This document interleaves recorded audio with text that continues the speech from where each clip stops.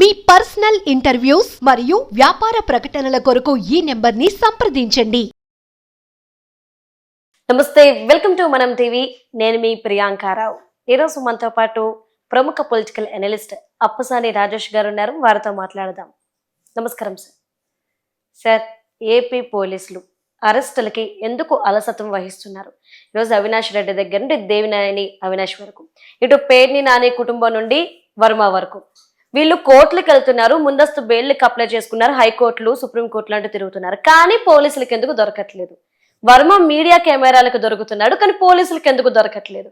అంటే కావాలని పోలీసులు అలసత్వం వహిస్తున్నారా ఏంటి? దీని వెనక ఏం కారణాలు ఉన్నాయి?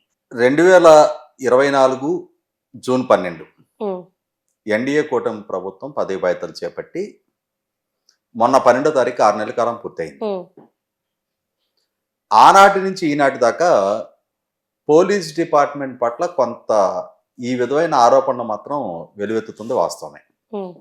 అంటే పోలీసింగ్లో ఈనాటికి కూడా ఒకనాడు జగన్మోహన్ రెడ్డి గారి పాలనా హయాంలో చూపించిన లాంటి చొరవనాలా లేకపోతే వాళ్ళ అత్యుత్సాహం అనాలా ఈ ప్రభుత్వ హయాంలో అయితే కొంత లోపించింది అనేది వాస్తవం.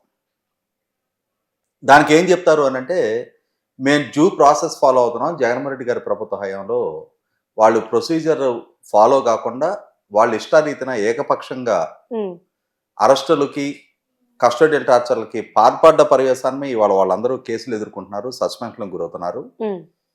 మేము చట్టబద్ధమైన పరిపాలన అందిస్తున్నాము, మేము చట్ట ప్రకారమే మా ప్రత్యర్థులు ఏదైనా తప్పు చేస్తే వాళ్ళని శిక్షించే ప్రయత్నం చేస్తాం తప్ప రాజకీయంగా కక్ష సాధింపు చర్యలకు పాల్పడము అని చెప్పని చంద్రబాబు నాయుడు గారు చెప్తున్నారు. ఆయన చెప్తున్న విధానానికి అనుకూలంగానే పోలీస్ డిపార్ట్మెంట్ వ్యవహార శైలి కూడా ఉంది. కానీ అదే సందర్భంలో 5 సంవత్సరాలు జగన్మోహన్ రెడ్డి గారి పరిపాలన హయాంలో ఆయన ప్రభుత్వం ద్వారా లేదు, ఆనాటి పోలీస్ డిపార్ట్మెంట్ ద్వారా, అంటే పోలీస్ డిపార్ట్మెంట్ కూడా ప్రభుత్వంలో పార్ట్ అండ్ పార్సలే.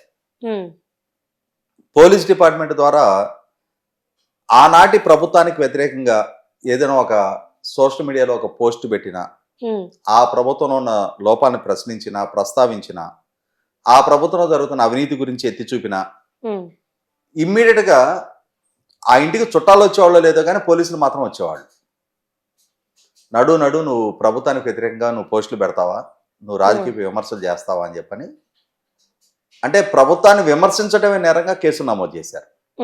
చాలా మంది మీద కస్టడియల్ టార్చర్కి గురి చేశారు. అటువంటి ఈ వేధింపులు, అకృత్యాలు వీటినన్నింటిని అనుభవించున్న ఎన్డీఏ కూటమి కార్యకర్తలు మాత్రం తమ ప్రభుత్వ హయాంలో తమల్ని వేధింపులకు గురి చేసి ఈనాటికి స్వేచ్ఛగా వాయువులు పీల్చుకుంటున్న నాయకులను చూస్తే తమ ప్రభుత్వమే తామే కొంత అసంతృప్తికి లోనవుతుంది అయితే వాస్తవం. ఇవి చాలా లైవ్ ఎగ్జాంపుల్స్ మన కళ్ళ ముందు ఉన్నాయి. ఎన్నికలు జరిగిన రోజు బూత్ క్యాప్చరింగ్కి పాల్పడి చాలా మందిని భయకంపితం చేసి ఏజెంట్లని మ్యాన్ హ్యాండ్లింగ్ చేసి మీరు బూత్లో కూడా కూర్చోడానికి వీల్లేదు అని చెప్పని పిన్నెల్లి రామకృష్ణారెడ్డి సోదరులు మాచర్ల నియోజకవర్గంలో ఎటువంటి అకృత్యాలకు పాల్పడ్డారనేది మనం చాలా లైవ్ స్ట్రీమింగ్లోనే చూసాం మనం ఆ రోజు.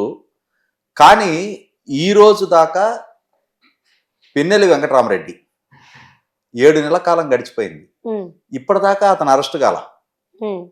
ఇందాక మీరు చెప్పిన లిస్టులో ఇంకా పిన్నెల్లి రామకృష్ణారెడ్డి పేరు మర్చిపోయారు. మే 14వ తారీఖు అతను పరారయ్యాడు.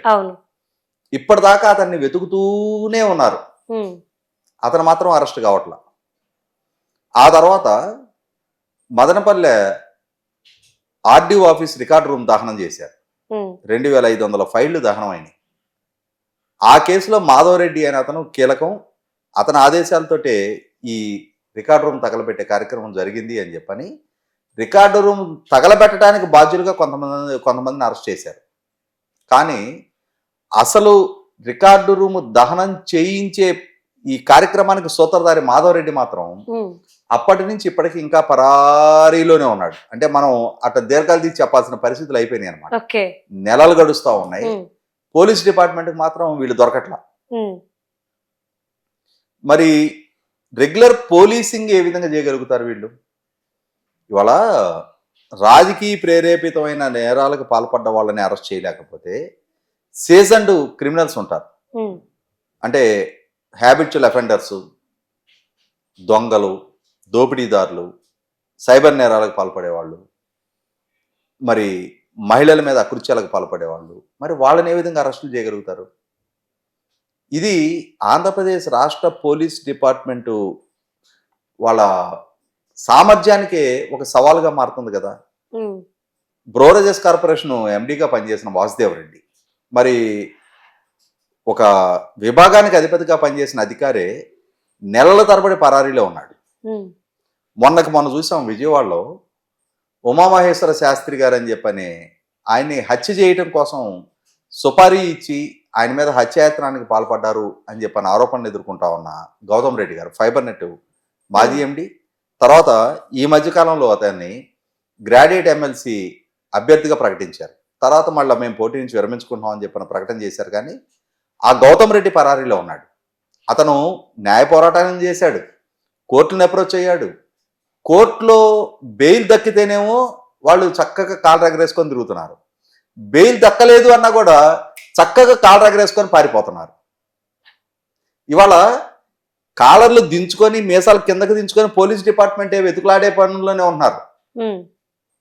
అరే మీరు ఎక్కడికి పోతారా, మిమ్మల్ని మేము క్షణాల్లో పట్టుకుంటాము అని చెప్పని వేటాడి వాళ్ళని పట్టుకొచ్చి కోర్టు ముందు నిలబెట్టాల్సిన పోలీస్ డిపార్ట్మెంటు నెలల తరబడి వాళ్ళు పరారు అయ్యేవాళ్ళు పరారు అవుతానే ఉంటున్నారు. వీళ్ళు మేము వెతుకుతూనే ఉన్నాము, అన్ని బృందాలను పంపించాం, ఇన్ని బృందాలను పంపించామని చెప్తున్నారు. సిగ్గుచేటైన విషయం ఏంటి అంటే వాళ్ళుగా పోలీసుల దగ్గరకు వచ్చి సరెండర్ అయితే తప్పితే వెతుకులాడి ఒక్కరిని కూడా అరెస్ట్ చేయలే ఇప్పటిదాకా. ఒక్క నందిగం సురేష్ గారిని మాత్రం ట్రాక్ చేసి హైదరాబాద్లో పట్టుకున్నారు. ఇంకా మిగిలిన బోర్గడ్డ అనిల్ అయినా సరే అతని ఇంట్లో ఉన్న సమాచారం తెలిసి వెళ్ళి వాళ్ళ ఆవిడ తాళం వేసుకొని వెళ్ళినా వీళ్ళు తలుపులు బద్దలు కొట్టి లోపల ఉంటే అరెస్ట్ చేసి తీసుకొచ్చారు తప్ప మిగిలిన ఏ ఒక్కరిని కూడా, ఆఖరికి మైనింగ్ ఎండీగా ఉన్న వెంకటరెడ్డి కూడా అతని అనారోగ్య సమస్యలతోటి తనకు తానుగా అంటే ఇంకా పారిపోవడానికి ఆస్కారం లేక అతను సరెండర్ అయినట్టుగానే దాన్ని భావించాలి తప్ప వీళ్ళేదో వెంటాడి అతను వెతుకులాడి పట్టుకున్న పరిస్థితి లేదు. ఇదే పోలీస్ డిపార్ట్మెంటు 2014-19 మధ్య చంద్రబాబు నాయుడు గారు ముఖ్యమంత్రిగా ఉన్న రోజుల్లో ఆ రోజు ఎర్రచందనం స్మగ్లింగ్ కేసుల్లో తీవ్ర ఆరోపణలు ఎదుర్కొంటా కొల్లం గంగిరెడ్డి అనే అతను మారిషస్ లో ఉన్నాడు. కానీ పోలీసులు మారిషస్ నుంచి అతను అరెస్ట్ చేసి తీసుకొచ్చి జైల్లో పడేశారు. మరి ఆ స్థాయి సామర్థ్యం వాడు ఏమైపోయింది? అదే పోలీస్ డిపార్ట్మెంట్ కదా. కానీ ఆ రోజు అంత ఎఫెక్టివ్ గా పనిచేసిన పోలీస్ డిపార్ట్మెంట్ విదేశాల్లో నుంచి కూడా అరెస్ట్ చేసి తీసుకొచ్చి జైల్లో పెట్టిన పోలీసులు మరి ఈ రోజు కాకపోతే కొన్ని విషయాల్లో చాలా సక్సెస్ఫుల్ గా ఇప్పుడు గంజాయి రవాణాన్ని అరికట్టగలుగుతా ఉన్నారు. ఒకనాటితో పోల్చి చూసినప్పుడు చాలా వరకు గంజాయి మీద ఈగలని చెప్పని ఒక ప్రత్యేక విభాగాన్ని ఏర్పాటు చేసి నార్కోటిక్స్ కంట్రోల్కి ఖచ్చితంగా ఎఫెక్టివ్గా పనిచేస్తున్నారు. అందులో మెచ్చుకొని తీరాల్సిన అవసరం ఉంది. సైబర్ క్రైమ్స్ని తగ్గించే ప్రయత్నం చేస్తున్నారు. మహిళల మీద పరంపరగా జరుగుతున్న దాడుల నేపథ్యంలో వాటిని అరికట్టడానికి ప్రయత్నం చేస్తూ ఉన్నారు. కానీ ఈ రాజకీయ ప్రేరేపితమైన కేసులు మీరు ఇందాక ప్రస్తావించినట్టుగానే రామ్ గోపాల్ వర్మ లాంటి ఒక హై ప్రొఫైల్డ్ సెలబ్రిటీ స్థాయిలో ఉన్న వ్యక్తి అతను తనకి తానుగా పోలీసులకు ఒక సవాల్ విసురుతా ఉన్నాడు. నేను నా డెన్లోనే ఉన్నా, మీరే రాలేకపోయారు నా దగ్గరికి అని చెప్పని. మరి మీరు ప్రస్తావించినట్టే వాళ్ళ మీద ఆరోపణలు వచ్చినప్పుడు న్యాయస్థానాన్ని అప్రోచ్ అవడం వాళ్ళకున్న హక్కు. అది దాన్ని మనం తప్పట్లేము. అది సామాన్య పౌరుడికి ఎవరికైనా కూడా వాళ్ళ హక్కుని ఎక్సర్సైజ్ చేసుకోవడానికి మనం తప్పట్లేము. న్యాయ పోరాటం చేసే హక్కు వాళ్ళకు ఉంది, వాళ్ళు న్యాయ పోరాటం చేస్తున్నారు. కానీ ఈ న్యాయ పోరాటం చేసి కోర్టుల నుంచి వాళ్ళకి వెసులుబాటు దక్కే వరకు పోలీస్ డిపార్ట్మెంట్ మిన్నకొండటం అనేది ఖచ్చితంగా ఆక్షేపణీయం. అది ఎందుకంటే వాళ్ళకి డే 1 వాళ్ళకి న్యాయస్థానం నుంచి వెసులుబాటు రావట్లా.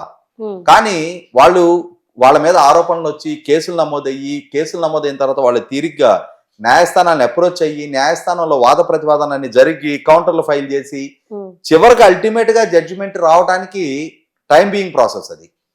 కానీ అప్పటి వరకు పోలీసింగ్ ఏం చేస్తుంది? ఉమ్, వాళ్ళ గౌతమ్ రెడ్డి కోర్టులో ఫైల్ చేసి తీర్పు వచ్చినాక ఫైల్ చేసిస్తే మాత్రం అతను అరెస్ట్ చేయకూడదని రూల్ ఏం లేదు. ప్రొవైడెడ్ ఉమ్, న్యాయస్థానం నుంచి తదుపరి చర్యలు తీసుకోవద్దు అని ఆదేశాలు వస్తే తప్ప, ఇతని మీద అరెస్ట్ లాంటి చర్యలకి మీరు పాల్పడొద్దు అని కోర్టు నుంచి ఆదేశాలు వస్తే తప్ప ఉమ్, అతను అరెస్ట్ చేయకూడదని రూల్ ఏం లేదు. ఈవెన్ దో కోర్టు విచారణలో ఉన్నా అతను అరెస్ట్ చేయొచ్చు. కానీ ఇక్కడ ఏం జరుగుతుందంటే ప్రతి ఒక్కళ్ళు పారిపోగలుగుతున్నారు.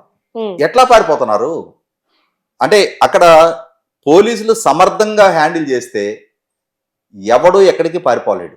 ఉమ్, ఇప్పుడున్న సాంకేతిక పరిజ్ఞానం దృష్ట్యా ఎవరినైనా ట్రాక్ చేయగలిగే సామర్థ్యం పోలీస్ డిపార్ట్మెంట్ దగ్గర సాంకేతికంగా అందుబాటులో ఉంది. ఉమ్, వీళ్ళకున్న కాంటాక్ట్స్ ఏంటి, ఎక్కడ ఉండగలుగుతారు అనేది ప్రెడిక్ట్ చేయలేనంతటి అమాయకత్వంలో పోలీస్ డిపార్ట్మెంట్ లేరు. ఉమ్, కానీ ఇక్కడ జరుగుతున్నది ఏంటి అంటే పోలీస్ డిపార్ట్మెంట్ నుంచి వాళ్ళకి సహాయ సహకారాలు అందుతూ ఉన్నాయి. మీరు న్యాయ పోరాటం చేసుకోండి, కోర్టు నుంచి కూడా మీకు వెసులుబాటు దక్కకపోతే అప్పుడు మేము వచ్చి పట్టుకున్నట్టు మీరు దొరికినట్టు నటించండి ఉమ్, అనే ఇచ్చిపుచ్చుకునే సహాయ సహకారాలే కళ్ళ ముందు కనిపిస్తున్నాయి తప్ప నిజమైన పోలీసులు చేయాలి అనుకుంటే ఏ కలుగుల్లో దాక్కున్నానైనా సరే జుట్టు పట్టుకొని బయటికి లాక్కొచ్చి న్యాయస్థానం ముందు నిలబట్టగలిగే సామర్థ్యం పోలీస్ డిపార్ట్మెంట్కి ఉంది. ఓకే. కానీ ఆ సామర్థ్యం వాళ్ళు ప్రదర్శించట్లా. ఉమ్, ఆంధ్రప్రదేశ్ పౌర సమాజం మాత్రం మీ అసలు శిస్సులు సామర్థ్యాన్ని ప్రదర్శించండి, మీ బలప్రయోగం సామాన్యుల మీద పిచ్చుకల మీద బ్రహ్మాస్త్రాలు వేసినట్టుగా ఉమ్, సామాన్యుల దగ్గరికి వచ్చేటప్పటికి మీరు ఎక్కడ లేని వీరత్వాన్ని ప్రదర్శిస్తా ఉన్నారు. మీ అసలు శిస్సులు పోలీసింగ్ అనేది మిమ్మల్ని ధిక్కరిస్తున్నా, మీకు సవాలు విసురుతా ఉన్నా, ఆంధ్రప్రదేశ్ పోలీసులు మమ్మల్ని ఏం చేయలేరు అనే ఒక ధిక్కార ధోరణి ప్రదర్శిస్తున్న ఈ సోకాల్డ్ పెద్ద మనుషుల దగ్గర ప్రదర్శించండి అని చెప్పని ప్రజలు కోరుకుంటూ ఉన్నారు. ఓకే. ఇవాళ ఉమ్, పోలీస్ డిపార్ట్మెంట్ అనేది ప్రజలకు జవాబుదారి. ఓకే. ఖచ్చితంగా ఇవాళ ఇన్ని కేసులలో ఇంతమంది తప్పించుకు తిరగటం అనేది, ఉమ్, తప్పించుకు తిరుగువాడు ధన్యుడు సుమతి అని చెప్పని వాళ్ళకి లబ్ధి చేకూరుతా ఉండొచ్చేమో కానీ ఉమ్, పోలీస్ డిపార్ట్మెంట్ ప్రతిష్టను మాత్రం నడిబజార్లో పలసం చేస్తా ఉంది. ఉమ్, ఇక్కడ గమనించుకుంటే కాదంబరి జత్వాని అనే ఒక అమ్మాయిని ఉమ్, అదే పోలీస్ డిపార్ట్మెంట్ ఒకనాడు వేధింపులకు గురి చేసింది. అవును.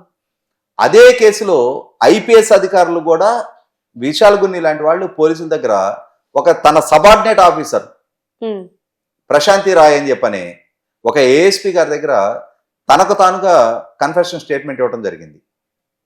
అంటే మా పై అధికారుల ఒత్తిళ్లతోటే మేము ఈ చర్యలకు పాల్పడ్డాము అని చెప్పని. అంటే పోలీసింగ్ అసలు సిస్సలు పోలీసింగ్ చేయాలి అనుకుంటే ఈ విధంగా చేయగలుగుతారు. ఉమ్, తర్వాత రఘురామకృష్ణరాజు గారి కేసులో కస్టోడియల్ టార్చర్ కేసులో అక్యూజ్ నెంబర్ 4గా ఉన్న విజయపాల్ అతను మొదట్లో విచారణకు సహకరించలా. కానీ మొన్న ఎస్పీ దామోదర్ గారి సమక్షంలో విచారణ జరిగినప్పుడు అతని నుంచి కూడా వాంగ్మూలం రాబట్టగలిగారు, నిజాలు రప్పించగలిగారు. కాబట్టి ఇక్కడ పోలీసులు లాగానే వ్యవహరించాలి. ఉమ్, వాళ్ళ విధులకి కన్ఫైన్ అయ్యి ఎవరిని ఏ స్థాయిలో ఉన్న వాళ్ళనైనా సరే చట్టం ముందు సమానంగానే ట్రీట్ చేస్తామన్న స్థాయిలో వాళ్ళ పోలీసింగ్ ఉండాలి తప్ప కొంతమంది దగ్గర పోలీసులు తలొగ్గి ఉమ్, కొంతమంది నెత్తికెక్కి పోలీసింగ్ చేస్తే అది పోలీసింగ్ అనిపించుకోదు. ఖచ్చితంగా ఈ ఆక్షేపణ ఎదుర్కొంటున్న నేపథ్యంలో ఇప్పటికైనా సరే పోలీసులకి సవాలు విసురుతున్న వాళ్ళని కట్టడి చేయగలిగే సామర్థ్యాన్ని పోలీస్ డిపార్ట్మెంట్ ప్రదర్శిస్తుందని ఆశిద్దాం. Okay, right. Thank you so much sir.